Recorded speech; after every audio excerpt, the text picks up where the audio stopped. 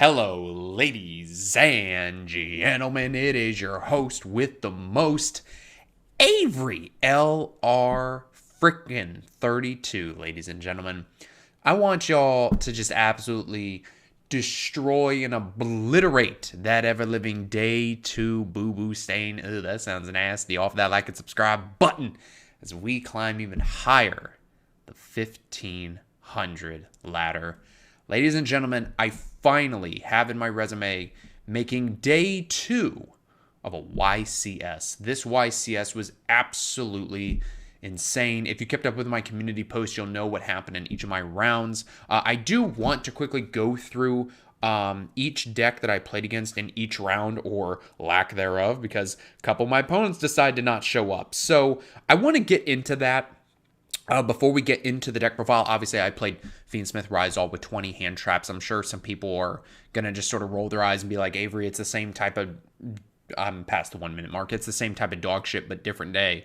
I get that, right? But it's still the skill of the player that comes into effect that can really determine what games are won and lost. So let's go ahead and go through my rounds here, and then we'll kind of talk about things as we go along here. So round 1, the opponent didn't show up. So there was actually 500 people that were late to registration or something, where, like, since they didn't show up, they got a round 1 loss, and then thus they were dropped from the tournament. So then a bunch of people started complaining to the scorekeeper to get themselves reinstated. It was really insane. 9:43 in the morning, the YCS started at 10 a.m., but they dropped the pairings at 9:43. So, like, people that were on the opposite side of the convention center had to book it because it's literally a 15-minute walk from one side of the convention center to the other. Like, this convention center is one of the biggest in America. So, yeah, and parking was also a nightmare for this event. There was also a cheerleading championship and, like, the PGA Tour and some sort of American football thing going on. The Pro Bowl was going on. So, yeah, there was a lot of things going on at the same time as this. So, it made parking really rough. Let's see here. Round 2 was actually really insane as well. We ended up going up against Flunder, and we beat him after losing game 1. He shifted us game 1 and 2, and then we ended up just beating him games 2 and 3, and Lancia was, of course, really good. Round 3, we beat Malice. Round 4, we lost to the Ryzeal Mirror. Round 5, we beat Malice. Round 6, we played Memento, of all things. We beat that after 3 games. Round 7, we beat Mitsurugi Ryzeal, which was insane. Round 8, we beat Fiendsmith Ryzeal. I actually played a lot more Ryzeal than I thought. Round 9, we bricked against Kashtira Fiendsmith, and it was just all over from there. Round 10, my opponent didn't show up, and with 35 minutes and 1 second left on the clock, he showed up, but you have to be ready by the 35-minute mark and present your deck to the opponent.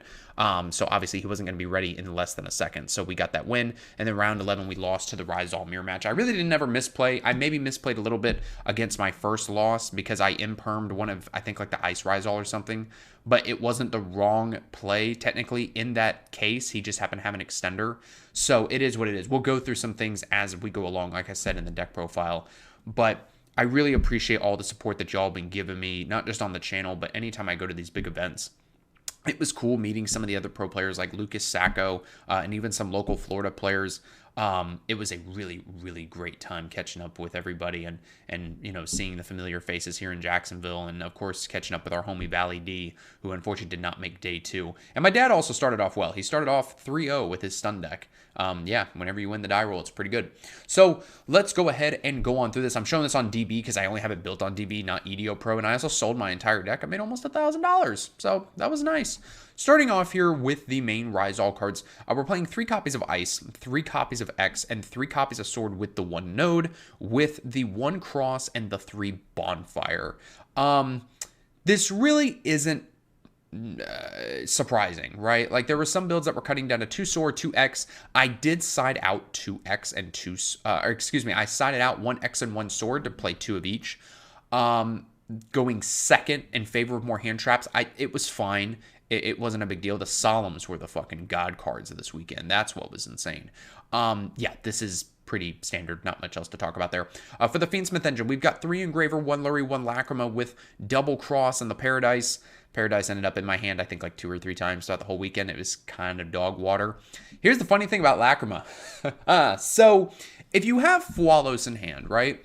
it is not incorrect to hold the Fualos for when they activate the Requiem on field to summon from hand or deck. The issue is that if they have the Lacrima in hand, so you go Tribute Requiem for effect, chain Fualos, and you're like, okay, summon Lacrima from hand, Lacrima effect, dump either the Engraver or Paradise, whichever you want. And then the opponent just kind of craps all over the venue floor. That happened to me twice, where my opponents Fualos me, and I went, okay, summon from hand. And they're just like, oh, you opened the one of. I'm like, yeah. This thing's glued to my fucking hand. It was insane. It was hilarious. And there was even one time where my opponent Fualos me, so I knew he was only going to get one draw, so I made like a 4-material detonator. It was 3 Ryzeals and the aggregator. He draws, then I played Talents and to look at his hand, and his hand was Nib, Imperm, Sword, Engraver, and Called By. And at first I was thinking, well, I'll send back an engine card. And I ended up sending back the Imperm because I didn't want to lose my 4-material detonator. He went on to lose that game while we held a Veiler until he eventually had to set Call By and pass. Used up Call By on an X Engrave since we summoned an X. And then my Veiler was back online and we ended up beating him like a turn or two later. I think that was my round 8 Ryzeal match. Yeah, I think that's what it was. So yeah, the Fiendsmith cards were really good. A lot of times the Requiem would get ashed. It was kind of whatever. The Duo Drive only resolved a couple of times. That's no surprise there. Yeah, I mean, if people know where to hit this deck, they're going to hit it, right? For the hand traps, we're playing 20 of them. We're playing 3 Ash with 2 Bysteals, Druid Swarm, and Magnamut, 2 copies of Veiler, 2 copies of Ogre, and then 6 Mulch Armies with 2 Nib and 3 Imperm. The Ogres were not terrible. I actually Ogred a Duo Drive in round, 8? Yeah, round 8 against the Fiendsmith Ryzeal mirror. He actually summoned out Duo Drive, and right after he took his hand off of it, he puts it back in his extra deck. He goes, actually, I didn't mean to make that play. Can I change it? And I'm like, man, we're fighting for day 2 of this YCS. I hate to be that guy, but I really can't let you take it back. Because once you've committed to a play and I say that's fine, you technically can't take that back. And, of course, I'm sitting on fucking Ogre in hand. So he goes Duo Drive effect. I go Ogre. And he proceeded to lose that game. Like, I felt really bad. Like, I honestly did. And even at one point, I had, like, placed an X in my grave. Oh, because he had Necroquip on field. So I was thinking of chaining to... I think it was... I had played Bonfire, and I had just placed it in the grave. And I was thinking about chaining Detonator. He goes, you already put it in the grave. I'm like, yeah, that's fair. Because I did it, Dio. And he goes, Necroquip effect. I go, chain Detonator, detach to pop. So he got to draw 1, but it didn't matter. We still won. But yeah, so... it is what it is, right? So 42 card list. This is pretty standard. The Mulch Armies were insane. At one point, I opened double Meowsle into a Malice player, I believe. Yeah, I opened double Meowsle into a Malice player, and I drew 2 cards, and he was kind of crapping all over the floor. At one point, we did have Nib plus Imperm into, was it Ryzeal? I think it was Ryzeal. He ended on High King, and I think like Detonator, I went Nib. He chained the effect of High King, and I just chained the Imperm and kind of looked down like, hey, you going to finish that pizza? And then we just nibbed his whole board, and we proceeded to win. Some people actually had issues nibbing me and getting over the token, which was hilarious as hell. Yeah, that was delicious, I have to say. But yeah, overall, the main deck performed really well. If you look back at my community posts, I went more in depth on my matches. I don't want to bore you with all the details. But overall, the event as a whole, I really didn't ever misplay, even into the first loss I had. Because again, the monster I said that I impermanent, I'm pretty sure I said was Ice Ryzeal. Even he said it wasn't the incorrect play. He actually congratulated me. He's like, look, you're a really good player. Like, you're not a pushover. You're going to make day 2. And sure enough, we did, which was really nice. The guy, he's part of a team. He had like the team whatever t-shirt on. And he's like, you didn't make a misplay with the Imperm. It's just variance. I had the extender. I could have maybe held the Imperm, but he had an extender. So really, I didn't make the wrong play. Could have played a little bit better, hindsight being 2020, but hindsight, that hits everybody, right? I think 6 Mulch Armies was great in a 42-card main deck. Really wouldn't change it. The only thing I think I'd change in the main deck is maybe Metal Tronus, but when you look at my side deck, it's so tight, and I really didn't want to get rid of Talents, and I really didn't want to get rid of Pirellias, and I really didn't want to get rid of Baldric. Certainly wasn't going to get rid of the 6 Solemns, because those are just insane. And then, of course, you need Lancias. Feather Duster, I was worried about Primite, Bysteel, Fiendsmith. So, just no room. I really didn't want to up the deck count anymore.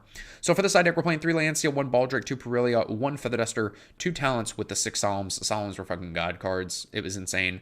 Against the Fiendsmith Ryzeal player, he bricked in game 3 and he set Metaltronus, Callby, and Deck Devi and had like 2 engine cards that didn't work together in hands, like 2 Mitsurugi cards or something.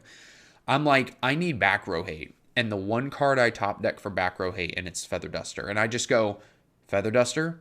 And I played it in the zone that was next to the far left-hand one. So, like, from left to right, it was the second zone, just to make sure it wasn't in the same column, just to be on the safe side. And I just kind of stared at him with a face like, I know you're going to probably want to punch me in the face, but let's not do that kind of thing. And he just kind of looks at me for a second, looks at the board, just picks up his cards and puts them in the graveyard. And I'm like, holy balls, we're going to win. And I had Fiendsmith Engraver and Ice. So I was like, all right, it's just time to pop off. And he just scooped. Yeah, I was like, yeah, I just got lucky and I top decked that. And he goes, it must be nice. And he was a bounty hunter. So since I beat him, I got 6 Turbo Pack Booster 6s. Those are like $70 to $100 each sealed. I'm keeping that shit sealed. And also Dark Arm Dragon is an ultimate in that set. It's like $400. So that's nice. So yeah, that was absolutely insane. For the extra deck, we got 1 Disarray, 1 Necroquip, 1 Chaos Angel, 1 Dweller. This card's a god card. 1 Wave High King, 1 Twins of the Eclipse. Also another very good card. 1 Exciton, 1 Aggregator, 2 Detonator with a Duo Drive, along with 2 copies of Requiem, 1 copy of Sequence, and 1 copy of Closed Moon, Closed Heaven, whatever the hell it's called. 2 Requiem is very important in case you end up running into Kashtira, or like if they banish one face down with like a Metaltronus or something, you still have another Requiem that you can make. I only made Disarray, I think, like once the entire event. Like, it never really came up. Abyss Dweller was great into Memento, because at one point I talented the Memento player. I think we were in like game 3, and he had 3 copies of the horse with the field spell in hand, so I sent back the field spell. And then I think I ended up like making Dweller, like either on the first turn, like instead of a Detonator, or like I made a Detonator with it, whatever it was. I ended up beating him, but Dweller was just so good in that match. Being able to do your end board of Engraver plus Ice or Tract plus Ice, your end board ends up being High King, Dweller, and Detonator if they let you pop off. And it was funny because I talked to Lucas Sacco, and I told him about the play, and he's like, oh yeah, I've been doing that play all weekend. So, but he was actually a really cool dude to meet in person. Shout out to Lucas Sacco. I hope I'm not butchering your name, man. Really cool dude, and I'm actually going to comment on his latest video and let him know who I am. But really nice guy, super cool, super down to earth dude. It was really great meeting bunch of different people. Even ran back into Slimx Team Symmetry, who I haven't talked to in years. Really awesome guy. Yeah, like the community was really chill today, and it was nice to not really have like a whole lot of toxicity. Although one of my dad's opponents did get sick from the chicken nuggets that they were selling there at one of the venue shops. So me and my dad and my other friend were like, yeah, let's not eat any of the food here. So yeah, it was a very crazy event as an ad pops up in my face. So overall, I thought the build was great. I think Metaltronus is an absolute god card too. Metaltronus is definitely going to be a thing moving forward. Hopefully the screen moves with my recording here. I want to show off the combo that I was doing most of the weekend, where you can do this with specifically Ice and then Engraver or Tract. You can do it with either or. And I was playing, I actually didn't show it off my original deck profile when I topped at locals. But I was playing 2 copies of Spellcard Monsterborn originally. And the card's really good. The problem is that it doesn't really do anything to a Bysteel other than make it miss its target. So I didn't show that in the original deck profile. And I do apologize for that, but people still wanted to see the list. I ran a poll, and that's what y'all wanted. Yeah, so I ended up just cutting Monsterborn entirely. I talked about it in my tier list video. I actually saw a player next to me at one point throughout the day playing Monsterborn, but he wasn't on Ryzeal. But the card is good, and I think a lot of people are sleeping on Spellcard Monster Reborn. But the card is just a really incredible card. But it just didn't work in the list. It was I'd rather just have it be a lower deck count with high amount of hand traps, which came in clutch when I actually saw like 2 to 3 different hand traps and not just like Meows and Ash or Meows and Imperm into like a Ryzeal mirror. So for this combo's absolutely cracked. We're going to go Engraver. We're going to go Tract. We're going to activate the Tract. We're going to grab Lurie, pitch Lurie. Lurie effect to summon in defense.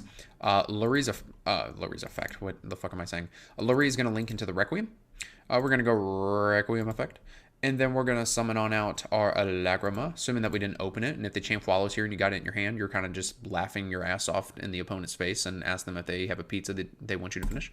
You're going to dump another Engraver here. Some people dump Paradise. I dump a second engraver because of the fact that with my dog water luck in this game, I say that and I made day 2 of the YCS, but with my dog water luck, usually the opponent's going to buy steal an engraver, so I want to have a backup engraver just to be on the safe side, but you could also dump Paradise here. Now, you may think, well, the typical play is to go Requiem and a Necroquip, make the engraver, and then go into the Wave High King, and then you can threaten the Nibiru, the opponent has to nib you, and then you proceed with your ice play.